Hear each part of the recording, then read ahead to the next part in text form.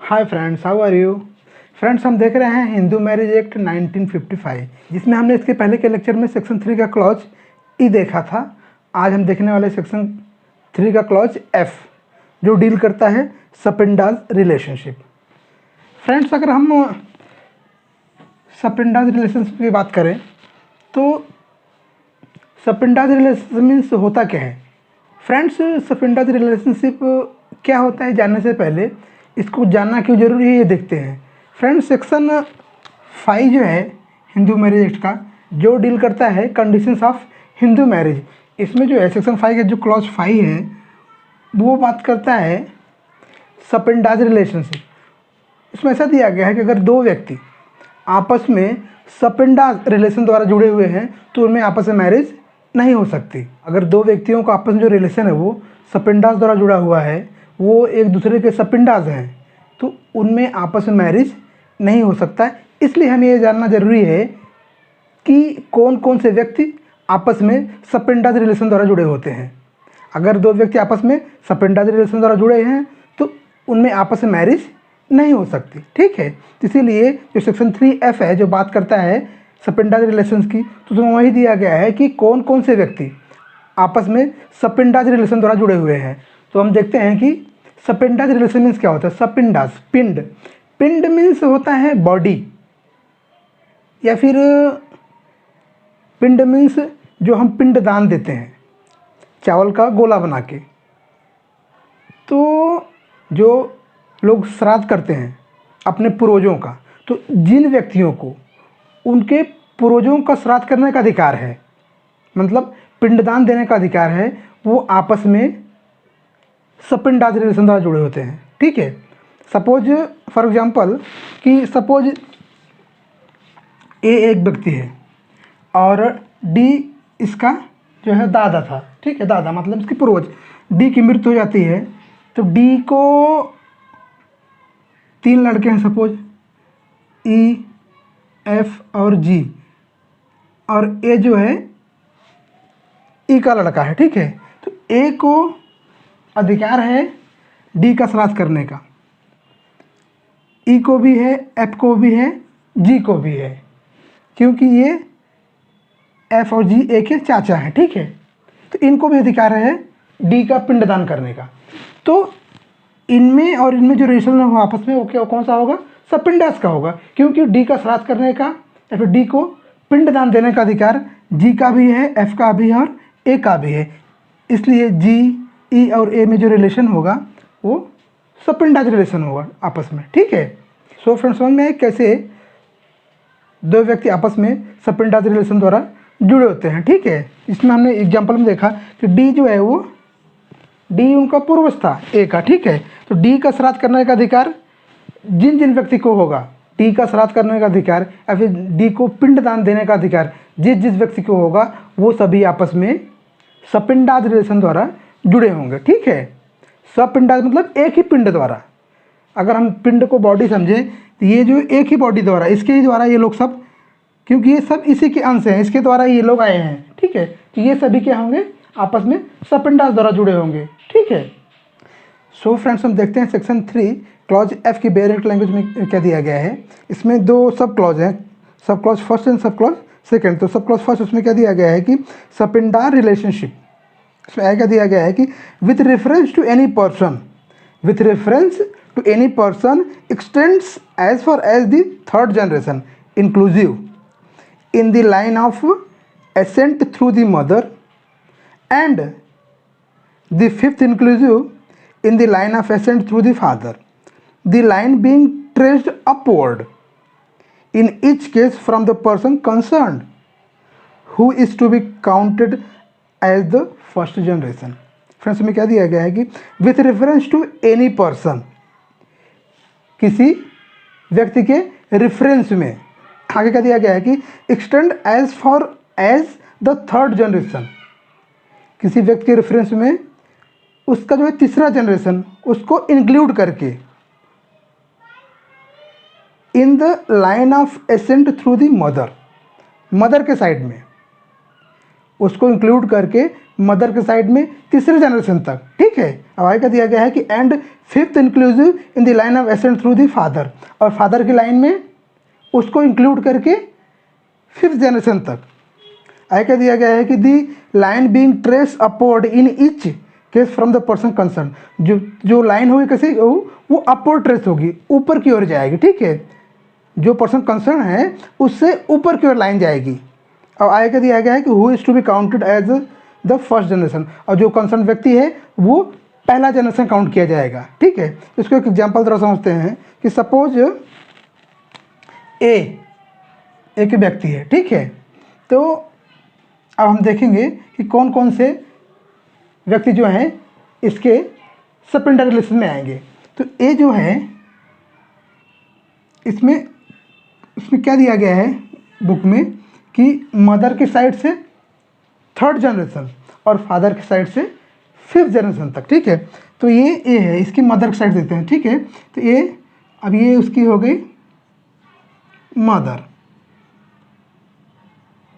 उसके बाद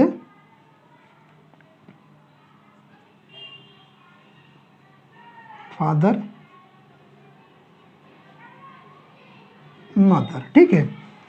तो मदर साइड में कितना हो गया, ये थर्ड जनरेशन, क्योंकि उसमें क्या दिया गया है कि जो कंसर्न व्यक्ति कौन सा है, ए, ठीक है। तो ए को भी काउंट किया जाएगा और ए जो है वो फर्स्ट जनरेशन माना जाएगा। तो ए से काउंट करके फर्स्ट जनरेशन, सेकेंड जनरेशन और थर्ड जनरेशन, ठीक है।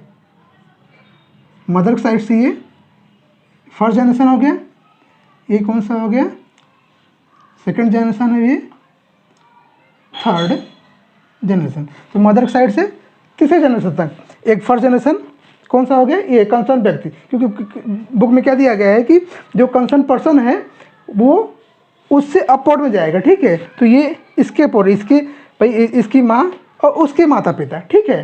तो ए से अपवर्ड में गया और ए भी इंक्लूड रहेगा, ए फर्स्ट जनरेशन माना जाएगा। तो ए फर्स्ट जनरेशन हो गया, उसकी मदर सेकंड जनरेशन और उसकी मदर फादर थर्ड जनरेशन, ठीक है।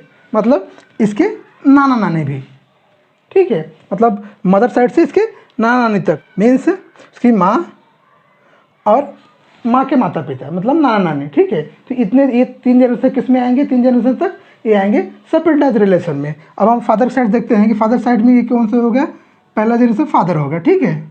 उसके बाद हम ऊपर जाएंगे, फिर ग्रैंडफादर, ठीक है। फिर ऊपर आएंगे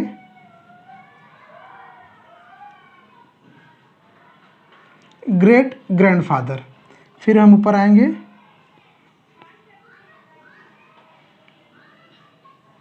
ग्रेट ग्रेट ग्रैंडफादर, ठीक है। तो ये हो गया फिफ्थ जनरेशन फादर की लाइन में। ये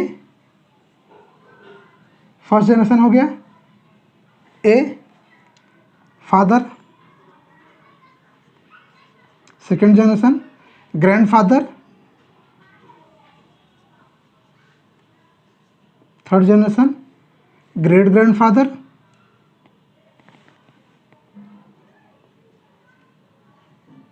फोर्थ जनरेशन और great great grandfather fifth generation, okay.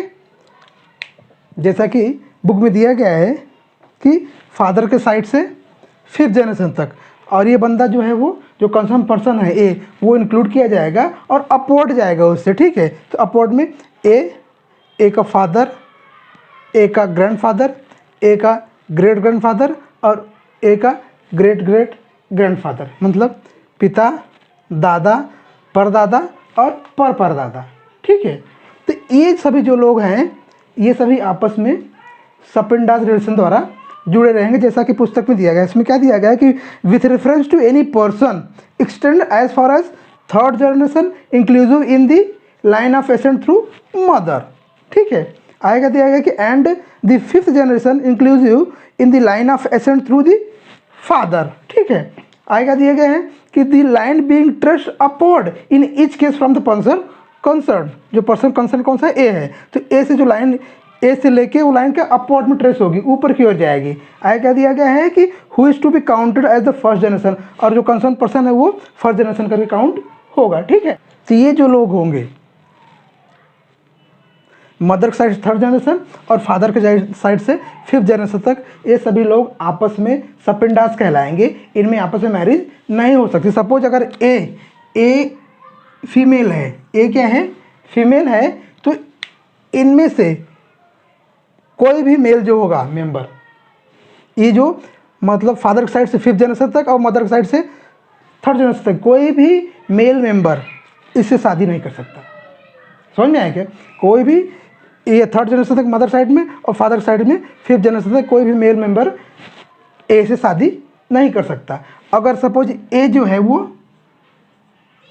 Mail है तो भी ये जो फिफ्थ जनरेशन तक इसमें से इनमें से कोई भी फीमेल, इनकी लड़की हो, नातिन हो, कोई भी हो, वो ए से शादी नहीं कर सकती और मदर के साइड में भी थर्ड जनरेशन उससे कोई शादी नहीं कर सकता। ठीक है, क्योंकि ये सभी जो लोग होंगे ये आपस में सपिंडाज रिलेशन द्वारा जुड़े रहेंगे। और सेक्शन 5 का क्लॉज जो 5 है उसमें क्लियर कर दिया गया है कि अगर दो व्यक्ति आपस में सपिंडाज रिलेशन द्वारा जुड़े हुए हैं तो उनमें मैरिज जो है वो पॉसिबल नहीं है। ठीक है, इसलिए ये जो लोग हैं मदर साइड से थर्ड जनरेशन और फादर साइड से फिफ्थ जनरेशन तक के जो सभी लोग हैं ये आपस में सपिंडाज रिलेशन द्वारा जुड़े हुए हैं और इसलिए इनमें जो है वो शादी संभव नहीं है।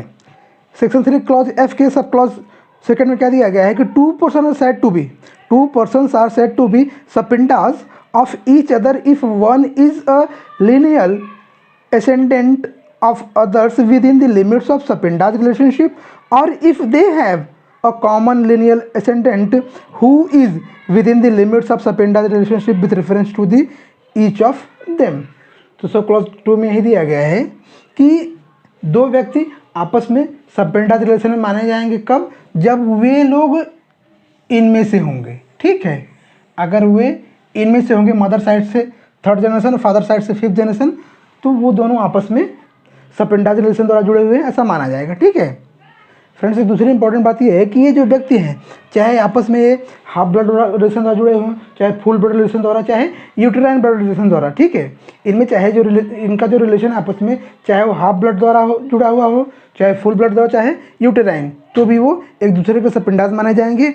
और चाहे इनमें इनका जो रिलेशन चाहे लेजिटिमेट हो या फिर इलेजिटिमेट हो, जो इनके बच्चे होंगे, सपोज एफ जो है एफ जी एफ का इलेजिटिमेट चाइल्ड है और एफ का लड़का ए है, तो भी इनमें जो रिलेशन होगा वो सपिंडाज का रिलेशन माना जाएगा। और अगर एफ जी एफ का लेजिटिमेट चाइल्ड है तो भी जो है इनमें आपस में जो रिलेशन होगा वो सपिंडाज रिलेशन होगा। और चाहे इनका आपस का रिलेशन जो हो एडॉप्टिव का हो, सपोज जी एफ ने, ग्रैंडफादर ने एफ को गोद लिया है, एफ को अडॉप्ट किया है और एफ का लड़का ये है, तो भी इनमें जो रिलेशन होगा आपस में वो सपिंडाज का होगा। ठीक है, तो चाहे रिलेशन जो चाहे फुल ब्लड हो, चाहे हाफ ब्लड हो, चाहे यूटेराइन का हो, चाहे एडॉप्शन से रिलेशन आया हो, चाहे लेजिटिमेट हो, चाहे इलेजिटिमेट हो। ठीक है, वो सभी व्यक्ति जो फादर के साइड से फिफ्थ जनरेशन में और मदर के साइड से थर्ड जनरेशन में आएंगे वे सभी आपस में सपिंडाज रिलेशन द्वारा जुड़े होंगे ऐसा माना जाता है। ठीक है, सो फ्रेंड्स आज के लिए बस इतना ही। हम फिर मिलेंगे अगले लेक्चर में एक नए टॉपिक के साथ। तब तक के लिए नमस्कार।